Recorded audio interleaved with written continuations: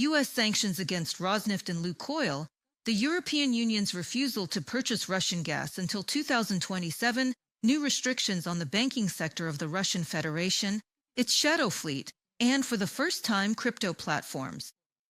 All of this has dealt significant blows to the Russian economy, and on top of that, both Donald Trump and Xi Jinping have made it clear that Washington and Beijing are no longer enemies, but are ready to seek compromises.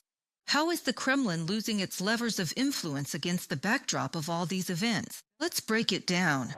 In the 9+ months since Trump's inauguration, U.S.-China relations have gone through a whole series of dramatic twists and turns. Recently, a real trade war broke out between the countries, which of course played into Putin's hands. And now, for the first time since 2019, Donald Trump met with Xi Jinping in Busan, South Korea. Trump rated this meeting 12 out of 10 possible points. Xi noted that the two largest economies in the world can achieve prosperity together. Beijing agreed to suspend export controls on rare earth elements, resume purchases of American soybeans, and step up efforts to combat the trafficking of banned substances. In return, the U.S. agreed to lower tariffs on Chinese goods by 10 percentage points. Russia's war against Ukraine became one of the key topics of the negotiations. President Trump emphasized that he is counting on close cooperation with Beijing to achieve lasting peace. Trump stated directly, "We will work together to end Russia's war against Ukraine." And she called Trump's agenda to make America great again resonant with the idea of China's own revival.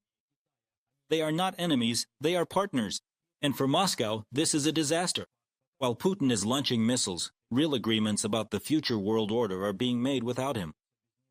Now China has an incentive to trade with America rather than support the Kremlin's toxic war. If Beijing and Washington find a new formula for cooperation, Russia will simply remain outside the civilized world, forever playing the role of a raw materials appendage, but only situationally. Andriy Kovalenko, head of the Center for Countering Disinformation at the National Security and Defense Council of Ukraine, on Telegram. After the U.S. Treasury imposed sanctions on Russia's largest oil companies, Lukoil and Rosneft, the U.S. administration was, of course, interested in whether Beijing was ready to reduce the volume of Russian oil imports. After all, these two companies alone accounted for about a quarter of Russia's oil exports to China last year. On his way to Washington aboard his plane, the head of the White House told reporters that this issue was not raised during his meeting with Xi, and later wrote on social media that China had agreed to start purchasing American energy resources, which would be yet another painful blow to Putin's war machine. China has also agreed to begin the process of purchasing American energy. In fact, a major deal may take place for the purchase of oil and gas from the great state of Alaska. Chris Wright, Doug Burgum, and our energy teams will meet to discuss the possibility of such an agreement. The agreements reached today will bring prosperity and security to millions of Americans. Donald Trump, President of the United States, on Truth Social. Major Chinese state-owned oil companies have already suspended purchases of Russian oil delivered by sea. According to Bloomberg, this has led to a drop in prices for key fuel grades and a decrease in trading volumes. Analysts note that Chinese companies prefer to act cautiously to avoid falling under secondary sanctions.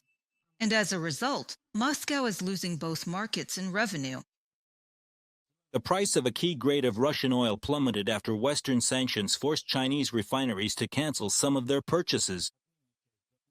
According to traders active in the market who wish to remain anonymous, last week before the latest round of sanctions was imposed, spot sales of ESPO crude oil, shipped from Russia's Far East, were being offered at a 50-cent discount per barrel to the benchmark Brent price on the ICE exchange. Last week, before the latest round of sanctions was imposed, the premium for a barrel of this grade was more than $1, according to a Bloomberg report. President Volodymyr Zelensky stated that he is already receiving the first detailed assessments of the impact of the new sanctions on Russia's war economy. According to Ukrainian intelligence, Moscow's losses from the restrictions could reach $50 billion annually. The head of state noted that, based on this data, Ukraine will adjust its communication with partners when preparing the next sanctions packages. Oil exports are the foundation of Russia's audacity. If the sanctions remain in place and are strengthened, Russia will lose at least $50 billion next year, maybe even more. And that's a strong argument for Russia to have a reason to end this war. We will create more arguments like this. Ukraine is already in contact with the European Union regarding the 20th package of sanctions. We are submitting our proposals and are also in contact with the American side. We expect that key countries will support exactly this course of action. We can already see that there will be a reduction in imports of Russian oil by India and China. And it is necessary to ensure that sanctions are not circumvented through third countries. A reduction in Russian oil means a reduction in Russia's war.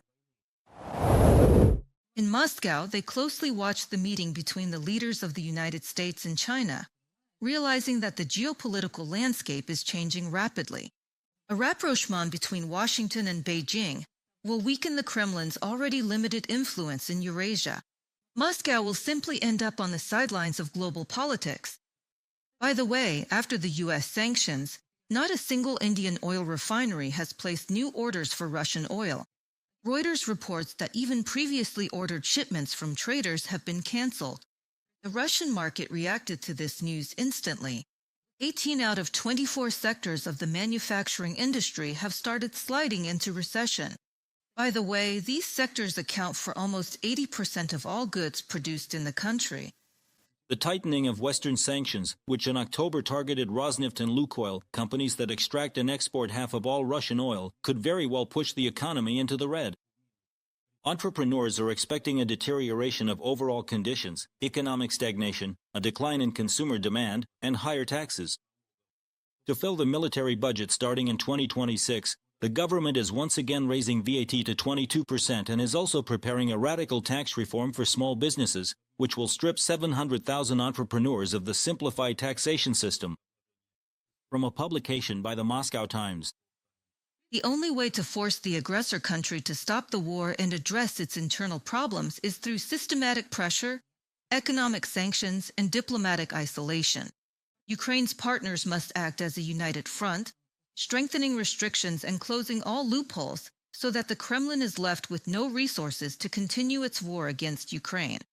Putin can dress up in camouflage, threaten with Orshins and Yars missiles, but in the end, he'll have to sit down at the negotiating table and talk about real peace. I understand that modern Russia will never be in an adequate state. It's just impossible, right? With the kind of elite that Putin has gathered around him, you can't get an effective, competitive country and so on. That's just objective, right? But basically, the main goal is to force them through fear to back off somewhere, hide, and deal with their own internal problems, which are going to come crashing down on their heads and so on. The meeting between Trump and Xi has essentially restarted global processes, leaving Russia out of the key negotiations. China is cutting back on purchases of Russian oil, and India is already openly boycotting them. Global players are now negotiating about the future without Russia's involvement. And this could turn out to be one of the most painful blows for the Kremlin. Subscribe to UATV English and stay updated on the most important events, top news from Ukraine and all over the world, in-depth analysis, exclusive reports and interviews, all on hand in our channel. Join our community of viewers and stay tuned.